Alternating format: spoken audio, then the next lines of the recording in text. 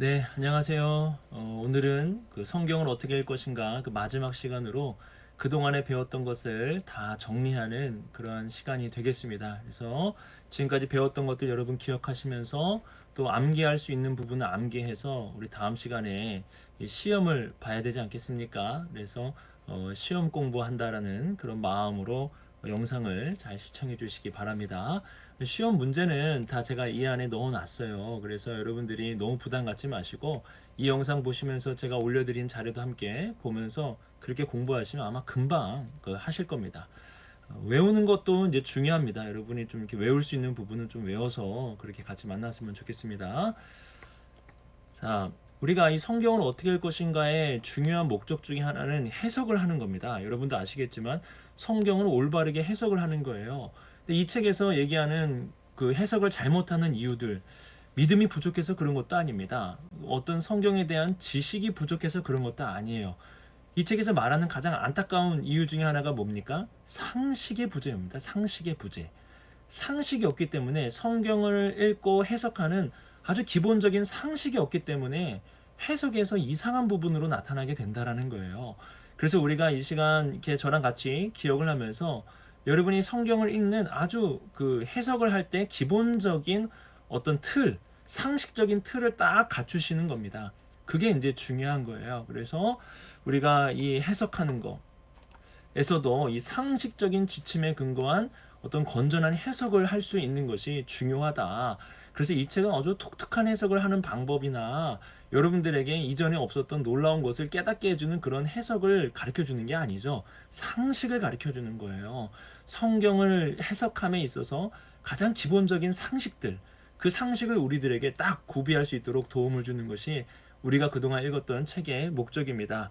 그래서 우리가 이 해석할 때 가장 중요한 원리가 무엇이냐? 석이다라고 이렇게 말할 수 있습니다.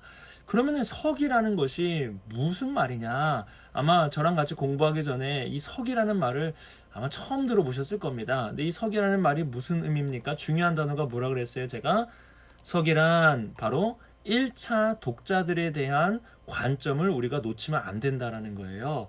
그래서 이런 말씀을 드렸죠. 1차 독자들이 들은 대로 우리가 듣는 거. 그래서 성경의 말씀의 본래 의도를 밝히려는 시도가 바로 석인 겁니다. 중요한 건 1차 독자들이에요. 내가 지금 듣고 이해하는 관점이 아니라 이 성경이 기록될 당시에 1차 독자들이 과연 어떻게 들었느냐. 그들이 이 말씀을 듣고 어떤 의도로 이해했느냐를 찾아가는 과정이 바로 석이라는 겁니다. 그래서 여러분 첫 번째로 기억해야 될 것이 뭐예요? 1차 독자들이라는 원리를 꼭 기억해야 되는 것입니다.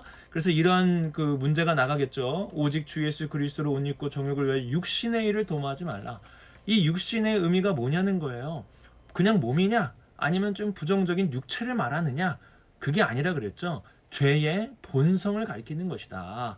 이 로마서를 딱 읽은 독자들은 바울이 육체라는 말을 했을 때는 이 죄의 본성을 가리키는 것이라고 이해를 했다라는 거예요. 그러니까 이러한 과정을 우리가 딱 거쳐서 본래의 의도를 밝히는 것이 바로 석이다라는 것입니다. 자, 이 서기를 하기에 있어서 우리에게 중요한 어떤 도구가 필요하다라고 말씀을 드렸습니다. 그 중에 하나가 성경 아니겠습니까? 서기를 필요한 성경인데 이 성경 중에 제가 여러분들에게 좋은 번역 성경이란 무엇이냐라고 했을 때 이 책에서는 뭐 여러분들 아시겠지만 역동적 대응 번역이다라고 이렇게 말하지만 저는 우리 청년들이 역동적 대응 번역만 보는 게 아니라 다양한 그 성경을 접하는 것이 중요하다라고 말씀을 드렸습니다. 그래서 이런 것도 좀 아시면 좋아요. 뭐 번역 성경이 우리가 이제 원본이 없고 이 원본을 어떻게 합니까? 그 번역하고 이 사본들이 많이 있다라고 말씀을 드렸어요. 그래서 당시의 상황이나 어떤 처한 환경에 따라서 그 사본의 형태가 조금씩 이제 달라진다. 라고 이렇게 말씀을 드렸습니다. 그러면 어떻게 이 사본과 번역이 이루어지냐? 크게 세 가지로 이루어진다고 제가 말씀을 드렸습니다. 문자적 번역과 또 뭐예요? 자유 번역과 역동적 대응 번역이다. 문자적 번역은 그 원문 그대로를 살리는 거고 자유 번역은 그 의미를 독자들이 이해할 수 있도록 도와주는 것이고 역동적 대응 번역은 그 중간쯤이라고 이렇게 말씀을 드렸습니다. 그래도 우리 청년들은 이런 어떤 하나만 가지고 읽으려는 게 아니라 이러한 것들을 다양하게 접하고 읽을 수 있는 것이 가장 중요하다라고 말씀을 드렸습니다. 자, 이제 그 서신서부터 볼 텐데요. 여러분 서신서에서 서신서를 읽는 핵심 원리가 뭡니까? 예? 아시죠? 상황문서. 그렇죠? 상황문서예요. 서신서를 읽으실 때는 어떠한 상황이 있었느냐를 여러분들이 캐치하는 것이 중요합니다. 어떠한 문제가 있고 그 문제를 해결하기 위해서 편지를 쓴 것이죠. 그래서 로마서와 같은 성경을 우리가 읽을 때 이거는 뭐 어떤 그 신학을 알려주는 게 아니라 과제의 신학이다라고 말씀을 드렸어요. 어떠한 과제, 문제가 있고 그것을 해결하기 위해서 쓴 것이 로마서와 같은 그런 서신이라는 겁니다. 그래서 과제의 신학이다라는 사실을 기억해야 됩니다. 그러니까 서신서는 상황 문서고 과제의 신학이다. 이런 것을 기억하시면서 읽으시면 되는 겁니다. 문제를 풀어가면서 여러분들 이해하시면 되는데 바울이 세례를 베풀지 않은 것에 감사한 이유는 무엇입니까? 어떠한 문제가 있었다라는 거예요. 이 세례에 대해서 감사한 이유에 대해서 무엇입니까? 세례로 인한 분열이 일어났기 때문에 이러한 것에 감사를 했다라고 우리가 알 수가 있죠. 이전에 다 풀어봤던 문제입니다. 바울이 자신과 아볼로를 집사라고 말한 이유가 무엇입니까? 왜 이 사역자들 당시의 지도자들인데 이러한 사람들을 집사다라고 이렇게 낮추어서 말한 이유가 무엇이에요? 바울과 아볼로 당시의 지도자들로 인하여 분쟁이 일어났기 때문에 이러한 그 표현을 했다라는 사실을 우리가 이전에 배웠으니까 상황을 우리가 읽어내는 게 중요하다라는 것입니다. 그리고 이제 설화에 대해서 우리가 살펴볼 텐데요. 여러분 설화에서 중요한 것이 무엇입니까? 설화는 어떻게 읽으라 그랬죠? 제가 큰 문맥으로 읽어야 된다라고 말씀을 드렸어요. 여기서의 큰 문맥은 무엇입니까? 자, 바로 이렇게 된다 그랬어요. 하위에 있는 이 노란색 화살표들은 개별적인 내러티브라고 말씀을 드렸어요. 이 내러티브는 그 안에서 해석하고 적용하는 게 아니라 어떤 중간 단계, 이러한 커다란 어떠한 단계를 향해 가고 있고 결국에는 이 작은 설화 하나는 어디요? 큰 문맥, 이 텀 레벨이라고 이 책에서 나오지만 이 큰 문맥을 향해 나아가고 있다는 거예요. 그래서 창조와 타락과 죄와 구원의 필요성과 그리스도라는 큰 문맥을 향해서 이 하위에 이 작은 내러티브들이 연결이 된다라는 사실을 말하고 있는 것입니다. 그래서 이 5가지 여러분들이 꼭 기억하라 그랬죠. 창조와 타락과 죄와 구원과 그리스도, 어떤 구속사적 관점을 여러분들이 기억하면서 구약의 내러티브를 읽어가는 것이 중요한 포인트라고 말씀을 드렸습니다. 그래서 설화는 큰 문맥, 여기서 말하는 큰 문맥은 전후 문맥을 말하는 것을 넘어서서 아까 말씀드린 이 텀 레벨을 말하는 것입니다. 그래서 여러분 보세요. 모압 여인 루시 시어머니를 따라간다는 것의 의미는 무엇입니까? 그죠? 계종이라고 말씀을 드렸어요. 그러면 이 계종이 갖고 있는 의미를 여러분이 연결을 시켜야 되는 거예요.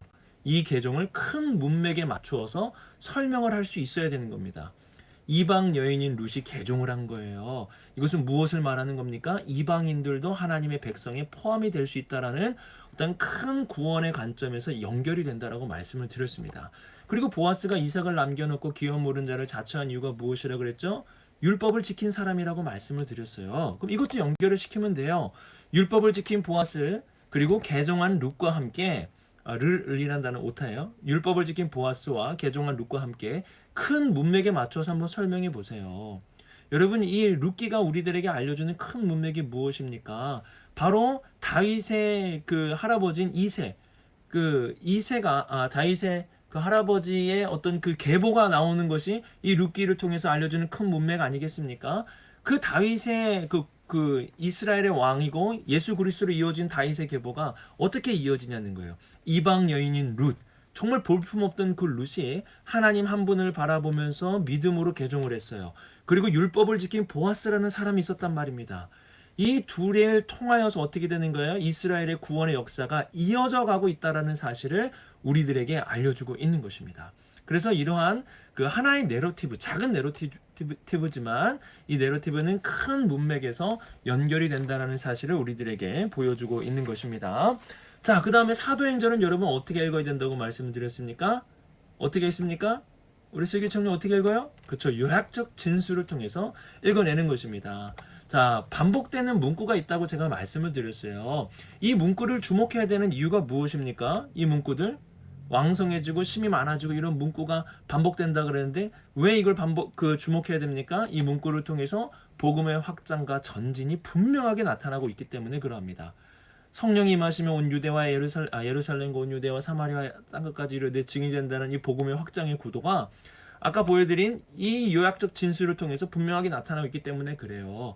이러한 것을 놓치게 되면은 사도행전을 규범화시킨다고 제가 말씀을 드렸어요. 어떤 집사직분이라든지 성령이 먼저 나타나고 세례가 있느냐, 세례가 있고 성령이 있느냐, 아니면 그것이 뭐 상관이 없느냐, 뭐 이러한 것은 어떤 그 교리의 규범화, 교회의 규범화를 위해서 사도행전을 사용하는 경향들이 있는데 그렇지 않다는 거예요. 사도행전은 복음의 확장과 전진을 우리들에게 보여주기 위해서 기록이 된 것이다 라고 제가 말씀을 드렸습니다. 그래서 자, 사도행전 6장 1에 7절에서 7 집사가 선출된 그 이유가 무엇이라고 말씀드렸어요. 집사라는 말이 없다고 제가 말씀을 드렸습니다. 왜 이 집사 7명의 사람이 기록된 이유가 무엇이냐는 거예요. 3번이죠. 앞으로 진행될 복음의 확산을 설명하기 위해서 기록이 된 것입니다. 자, 다음 여러분 복음서에 대해서 어떻게 읽어야 된다고 제가 말씀을 드렸습니까? 그렇죠. 수평적 구조와 수직적 구조로 복음서를 읽어야 된다고 말씀을 드렸죠. 우리가 이 수평적 구조로 수직적 구조로 복음서를 읽어야 되는 이유가 무엇입니까? 복음서가 기록된 독특한 어떤 그런 과정이 있기 때문에 그렇다라고 제가 말씀을 드렸어요. 자, 복음서는 예수님의 역사가 있고 그 역사를 목격한 기록자들이 먼저 있었다 그랬어요. 다양한 형태로 예수님의 역사를 기록한 자들이 있었고 이것을 어떻게 한 거예요? 복음서의 저자들이 수집하고 편집하고 어떤 자신의 어떤 그 신학적인 의도, 자신의 어떤 의도를 밝히기 위해서 어떤 의도적으로 배열했다라고 제가 이렇게 말씀을 드렸습니다. 그러니까 이러한 과정이 있기 때문에 복음서를 읽을 때는 수평적으로 읽고 수직적으로 읽어야 된다라고 그 말씀을 드린 겁니다. 자, 그리고 그러면은 수평적은 어떻게 읽는 거예요? 복음서를 서로 이렇게 비교하면서 읽는 거라 그랬어요. 그래서 이 비교하면서 읽으면서 각 저자, 복음서 저자가 기록한 의도, 목적을 우리가 그 강조점들을 찾아내는 거예요. 비교하면서 원래의 그 저자의 의도를 찾아내는 것을 수평적 구조를 통해서 우리가 찾아내는 겁니다.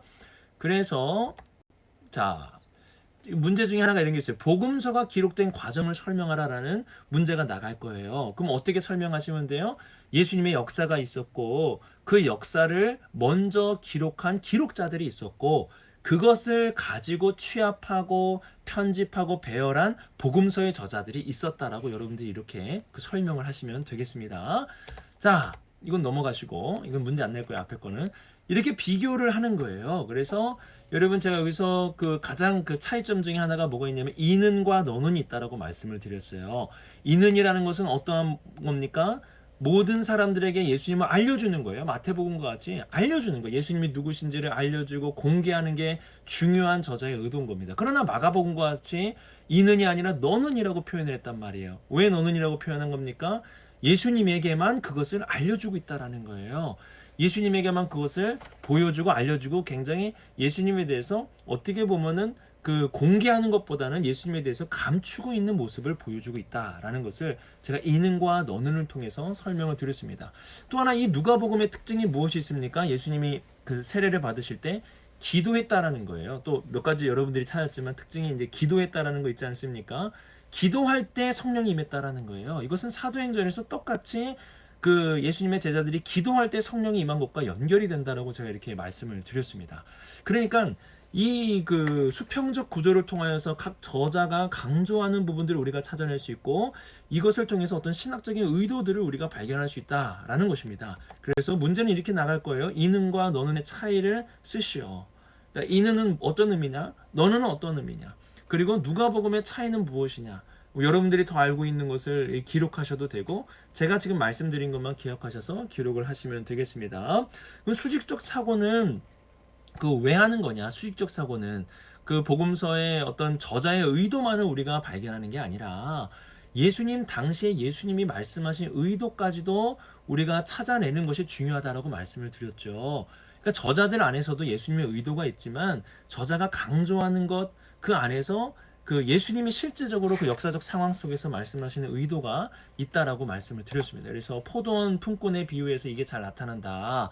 그래서 그 먼저 된 자가 누구고 나중된 자가 누구냐? 20장 16절에 먼저 된 나중된 자 누구냐라고 말씀을 드렸어요. 그래서 마태의 의도 속에서 먼저 된 자, 나중된 자. 그러니까 19장 3절과 20장 16절에 먼저 된 자, 나중된 자는 동일하죠. 마태의 의도는 수평적인 구도로 본다면은 동일해요.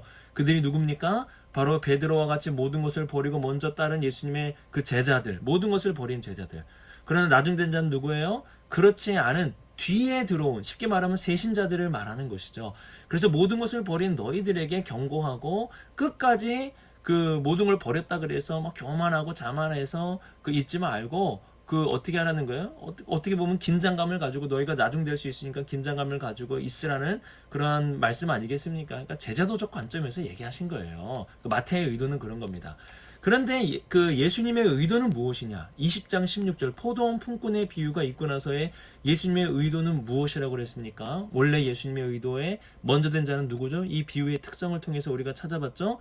먼저 된 자는 그 유대인들이고, 그래 나중된 자는 누굽니까? 이방인들이며 죄인들이라고 그렇게 설명을 드렸습니다. 자, 그래서 이 보시면은 19장 30절에 또한 마태의 의도는 제자들과 그 후에 들어온 자들이라고 볼 수 있고, 포도원 품권에서 예수님의 의도는 유대인이고 먼저 된 자는 나중에 된 자는 이방인과 죄인이라고 이렇게 설명을 드렸습니다. 자, 마태의 의도는 수고한 사람이 나중될 수 있다. 교회 공동체 안에서 제자들과 같이 수고한 자들을 가리키는 것입니다. 자, 근데 수직적 구도를 통해서 알게 된 예수님의 의도는 무엇입니까? 이 비유는 누구에게 말했을까? 그 수고하고 나중에 온 사람은 누구일까? 우리가 그 돌아온 탕자 비유랑 좀 비슷하다 막 이런 말 하면서 여기에서는 유대인과 그 죄인들, 그 누가복음의 15장과 비교하면서 예수님이 원래 가지고 있었던 의도에 먼저 된 자는 유대인이었을 거고 나중된 자는 죄인이나 이방인들을 가리키는 것일 가능성이 크다라고 이렇게 우리가 배웠습니다. 그래서 이런 부분에서 여러분들이 기록을 하시면 되는 거예요. 마태의 의도는 먼저 된 자는 제자들이고 나중된 자는 후에 들어온 자들, 그러니까 제자들은 모든 것을 포기한 자들을 말하는 것입니다. 그리고 예수님 당시의 포도원 품꾼의 비유에서 말하는 먼저 된 자는 유대인의 가능성이 크고 나중된 자는 죄인과 이방인의 가능성이 크다라고 이렇게 그 기록을 하시면 되겠습니다. 자, 다음 비유에 대해서 살펴볼게요. 여러분, 비유의 그 핵심 원리는 뭡니까? 비유의 핵심 원리는 하영은 뭐죠? 연관점이죠. 연관점 찾기. 연관점 찾기가 중요합니다. 그 비유는 오해가 많은 장르라고 제가 말씀을 드렸어요. 왜 오해가 많습니까? 위험한 알레고리 때문에 그렇습니다. 위험한 알레고리가 뭐예요? 오늘의 관점에서 이것을 풀어내는 거예요. 비유는 오늘의 관점에서 풀어내는 것이 아니다라고 말씀을 드렸어요. 비유는 뭡니까? 당시의 청중의 관점에서 풀어내야 됩니다. 그래서 그 비유와 같은 경우에는, 자, 이거 넘어갈게요. 비유는 즉각 반응을 했다 그랬어요. 청중들이. 왜 그렇습니까? 그 예수님의 비유는 그 청중들을 대상으로 말씀하신 것이기 때문에 이 비유를 듣고 청중들이 반응을 했다라는 거예요. 그래서 당시의 청중과의 연관점을 찾는 것이 중요하다.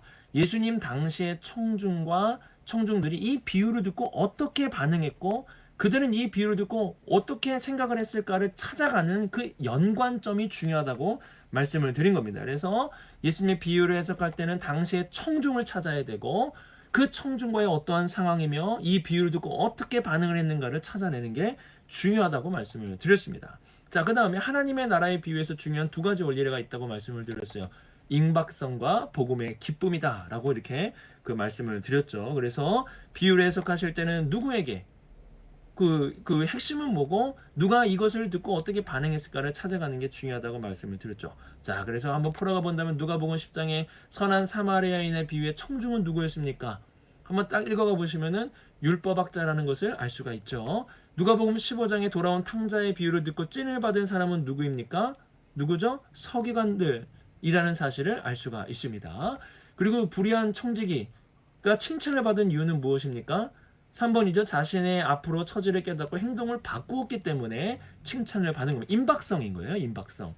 그리고 비유 속에서 부자가 어리석은 이유는 무엇입니까? 오늘 밤 그 생명을 하나님께서 취할 수 있기 때문에 이걸 몰랐다는 거예요. 이거를 무시했다라는 거죠. 그래서 하나님 나라의 임박성을 인식하지 못하고 부의 축적만을 위해서 살아가는 그 부자에게 어리석다라고 지금 얘기하고 있는 것입니다. 그리고 그 다음에 이제 율법서를 배웠어요. 여러분, 율법서에서 중요한 원리가 무엇입니까? 하나님 사랑과 이웃 사랑이라고 말씀을 드렸어요. 하사이사. 율법서에서 하사이사가 중요한 이유는 무엇입니까? 율법을 해석할 때 중요한 원리는 율법의 본질, 율법의 원리를 먼저 딱 붙잡고 그것 가지고 해석을 해야 되는 거예요. 이거는 제 방법이 아니라 예수님의 방법이라고 말씀을 드렸죠. 그리고 우리가 율법서에서 오해하면 안 되는 것이 무엇입니까? 율법은 언약이라는 사실을 여러분 기억해야 돼요. 행함으로 구원을 얻는 게 아니에요. 그쵸? 이 제가 이 언약에 대한 관점을 설명을 드리면서 언약은 이미 뭐예요?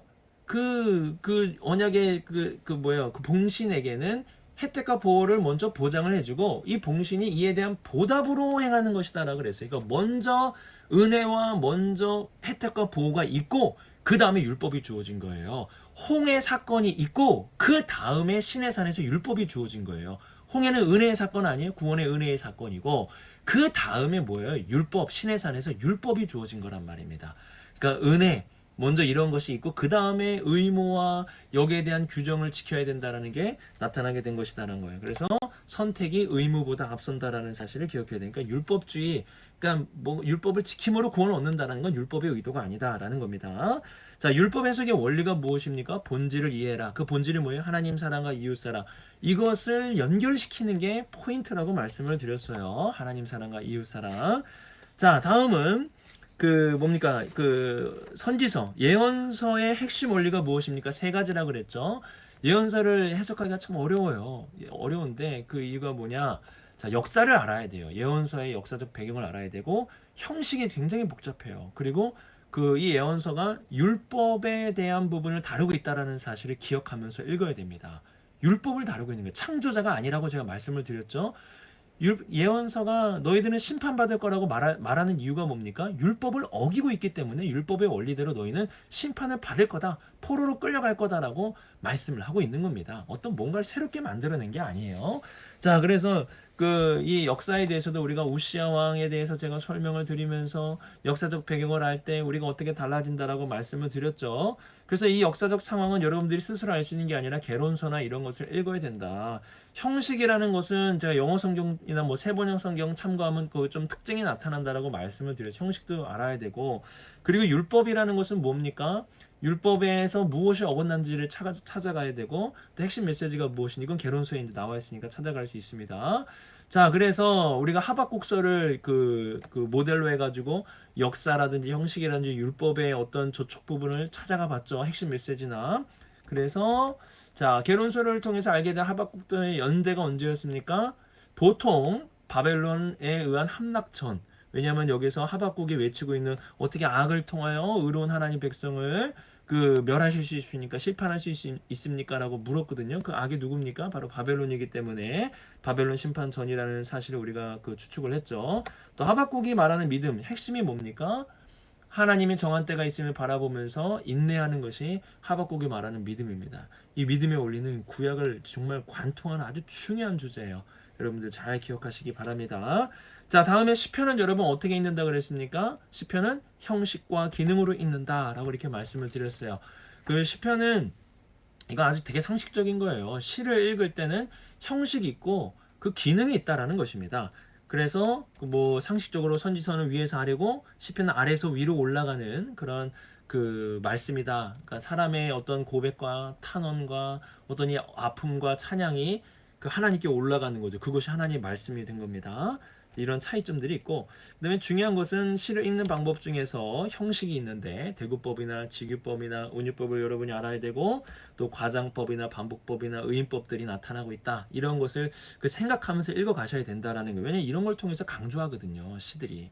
그리고 유형이 있다라고 말씀을 드렸어요. 탄식이나 찬양이나 감사나 구속이나 지혜나 제왕이나 야외 등극이나 이런 유형들이 있다고 말씀을 드렸습니다. 그래서 이 유형이 어떤 유형에 속하는지를 생각하면서 읽어 가실 때 저자의 의도나 강조점들을 우리가 알 수가 있습니다. 자, 다음 시에 사용된 법은 뭡니까? 은유법이죠. 여호와는 나의 목자시니 라고 해서 은유법이 사용이 되는 것을 볼 수가 있습니다. 자, 이런 거. 개인의 공동체가 환난이나 핍박의 상황에서 하나님의 도움을 구하는 시는 뭐라 그랬습니까? 탄원시라고 제가 말씀을 드렸죠. 탄원시다. 그리고 하나님 행하신 창조의 역사를 선포함으로 그분이 누구신지를 노래한다. 창조와 어떤 그런 역사들을 나타내는 어떤 그런 부분들에 대해서 나올 땐, 노래가 나왔을 때는 이건 찬양시라고 말씀을 드렸어요. 어떤 창조와 관련된 것이 나왔을 때는 어떤 그런 찬양시다라고 이렇게 우리가 기억을 하시면 되겠습니다. 자, 다음에 이제 지혜서입니다. 이제 끝을 향해 다가가고 있어요. 여러분, 지혜서 핵심 원리는 뭡니까? 지혜서는 어떻게 해석해야 됩니까? 어떤 원리를 가지고 우리가 봐야 되죠? 가장 중요한 그게 뭐라 그랬죠? 여호와 경외라고 말씀을 드렸습니다. 자, 여호와 경외라는 것이 무엇입니까, 여러분? 여호와 경외. 여호와 경외라는 말에 하나님을 두려워하는 거라 그랬어요. 근데 두려움이라는 게 어떤 두려움의 감정만을 말하는 게 아니라 이것은 선택과 관련된 것이다. 가장 경건한 선택을 할 수 있는 거. 제가 이것을 여호와 경외를 잘 이해할 수 있는 내러티브가 있다고 말씀드렸어요. 출애굽기에 나타나는 3파 내러티브를 여러분 잘 기억하시기 바랍니다. 바로의 말보다 하나님의 말씀을 선택했죠. 왜 그렇습니까? 하나님을 두려워하였기 때문에 그랬다 그랬어요. 이게 여호와 경외의 아주 중요한 내러티브입니다. 그래서 이 내러티브를 기억하면서 여호와 경외라는 것이 하나님이 기뻐하시는 경건한 선택을 하는 것이구나. 하나님을 두려움으로 하나님 기뻐하시는 것을 선택하는 것이구나라고 여러분 기억하시면 됩니다. 그래서 지혜란 뭐냐? 삶에서 경건한 선택을 할 수 있게 하는 능력이다. 선택과 관련된 부분이라는 사실입니다. 그래서 제가 여러분들을 지혜서를 어떻게 읽으라고 그랬습니까? 큰 안목으로 읽어야 된다. 왜 큰 안목으로 읽어야 되냐? 여호와 경외를 놓치면 안 되기 때문에 큰 안목으로 읽으라고 제가 이렇게 말씀을 드렸습니다. 자, 그래서 이 잠언이라는 것이 이러한 경건한 선택에 대해서 우리들에게 잘 알려줍니다. 그래서 아주 그 기본 태도와 패턴이 뭐죠? 인과 응보다. 잠언과 같은 경우에는 올바른 선택을 하고 그 선택을 하면은 하나님께서 그에 응당한 복을 주신다라는 게 그 잠언에서 말하고 있는 아주 기본적인 가치입니다. 이게 토대라고 제가 말씀을 드렸어요. 중요하지 않다 이게 아니에요. 이게 토대입니다. 지혜의 토대예요. 올바르고 경건한 선택을 하는 거, 여호와를 경외함으로. 자, 그런데 이 지혜서가 이것만을 말하고 있지 않다라고 말씀을 드렸습니다. 욥기를 보면 의인의 고난에 대해서 말씀하고 있죠. 경건한 선택을 하는데 고난이 찾아온단 말입니다. 이거를 통해서 우리들에게 알려주는 게 무엇입니까? 여호와 경외라는 것이 단순하게 경건한 선택을 하면 그에 응당한 복만을 주신다. 인과응보만 가리키는 것이 아니라고 말씀을 드렸어요. 전도서도 이와 같은 이야기를 하고 있는 것이죠. 그래서 그 뭡니까? 여호와 경외라는 것이 올바른 선택을 하고 우리의 한계를 넘어 역사하시는 하나님의 그 역사를 바라보게 하는 거예요. 이게 여호와를 경외하는 것입니다. 의로운 자가 고난을 받았단 말이에요. 그럼 여기서 우리가 멈출 것이냐? 그렇지 않아요. 이거를 통해서 역사하신 하나님의 더 큰 일이 있다라는 거예요. 예수 그리스도의 십자가를 생각해 보세요. 그 의로우신 예수께서 왜 고난을 받으셨습니까? 이것을 통해서 더 크게 역사하시는 하나님의 구원의 역사가 있다라는 사실을 우리들에게 알려주고 있는 겁니다. 이게 바로 여호와 경외의 부분이라는 사실, 두 가지 측면이라는 사실을 기억하시면 되겠습니다. 자, 그래서 지혜서는 문제가 내가 뒤에 내려고 했는데 지혜서는 여기까지 딱 하고 여러분들에게 지금까지 배운 거에서 문제를 내겠습니다. 여기 안 넣어놨네. 기뻐하세요. 자, 다음 여러분 요한계시록은 어떻게 읽으라 그랬습니까? 요한계시록을 가장 오해하는 이유가 뭐라 그랬어요? 세 가지 장르에 대해서 생각하지 않았다. 세 가지 장르 파악을 하지 않았다는 거예요. 요한계시록의 장르는 무엇입니까? 세 가지가 혼합되어 있다. 서신과 예언과 묵시다. 서신은 어떻게 읽으라 그랬습니까? 상황을 파악해야 된다는 거예요. 1세기에 어떠한 일이 있었는지, 이 요한계시록의 청중들이 어떠한 상황이 있었는지를 알아야 되고, 또한 그들에게 예언을 하고 있단 말이에요. 뭐예요? 어떤 율법의 기준을 가지고 이전에 기록된 것을 가지고 그들에게 책망을 하고 있단 말입니다. 올바른 길을 선택하라. 올바른 길을 오라고 지금 얘기하고 있는 거죠. 묵시는 무엇입니까? 앞으로 이루어질 놀라운 일, 하나님의 나라, 그 새로운 세상이 하늘의 일, 그 일이 이미 이루어졌기 때문에 그 일이 이 땅에 이루어진다라는 사실을 알려주는 게 묵시적 관점이라고 말씀을 드렸습니다. 이 세 가지가 혼합이 되어 있는 거예요. 혼합이 되어 있다. 그래서 상황을 파악하고 1세기의 청중들의 상황을 파악해야 될 거 아니겠습니까? 그들에게 왜 이러한 책망을 하게 되었는지 그런 역사적인 일들, 그런 틀 속에서 우리가 이해해야 되는 거예요. 그러니까 1세기의 독자를 벗어나서 요한계시록을 이해하면 안 되는 겁니다. 그들이 이해할 수 있는 언어로 요한계시록이 말하고 있다는 거예요. 그들이 지금 어떠한 상황에 있고 문제 있는 상황에 있는데 이것을 돌이키게 하기 위해서 어떻게 하는 거예요? 요한계시록을 기록하게 하시고 하늘의 일, 묵시적인 일들을 그들에게 보여주는 거예요. 돌아오라는 거예요. 믿음을 가지고 인내하며 나아가라고 지금 얘기하고 있는 것입니다. 그래서 여러분 이거 보시면은 제가 이건 뭐 다 설명한 거니까, 자, 요한계시록, 요한이 환상을 봤을 때 전혀 무슨 뜻인지 몰랐다? 여러분 몰랐습니까? 알았죠. 그 모든 일들을 다 알았죠. 1차 독자들도 다 알았다고 제가 말씀을 드렸어요. 거기에 나타나는 비유나 상징이나 숫자가 갖고 있는 이런 것들이 아무고 그들이 풀 수 없었던 것들이 아니라고 제가 말씀을 드렸습니다. 그들이 다 알 수 있었던 것들이라고 말씀을 드렸어요. 왜냐하면 서신이잖아요. 서신이고 예언의 언어고, 묵시라는 것은 그들에게 이루어질 일들이란 말입니다. 이것을 알았기 때문에 힘을 얻은 거죠. 다음 요한계시록을 문자적으로 이해합니까? 그렇지 않죠. 이 모든 것들은 그 어떠한 상징 언어, 그들에게 알려주기 위한 상징 언어라는 것을 우리가 알 수 있죠. 왜 이런적으로, 왜 이렇게 상징적으로 표현했냐? 우리가 다 그 살펴봤습니다. 자, 그래서 요한계시록을 종말론을 두 단어로 한번 요약해 보세요. 영어로, 영어로 싫다 그랬으니까 한국말로 하면 뭡니까? 하나님이 이기신다. 하나님이 승리하신다. God wins라고 제가 말씀을 드렸습니다. 그래서 요한계시록에 얘기하려고 하는 것은 하나님이 이기신다라는 거예요. 이런 사실을 기억하면서 하늘에 이루어진 그 하나님의 승리를 바라보면서 우리가 이긴다라는 사실을 믿음으로 인내하며 살아가라고 기록한 것이 요한계시록의 기독교의 그 종말론이라는 사실입니다. 자, 요한계시록의 상황이 아닌 것은 무엇입니까?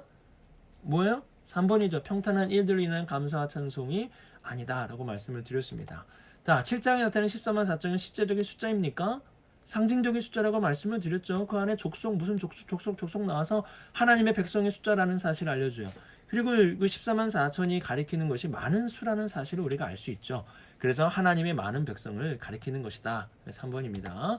그리고 11장 2절에 나타나는 42달이 가리키는 의미는 무엇입니까?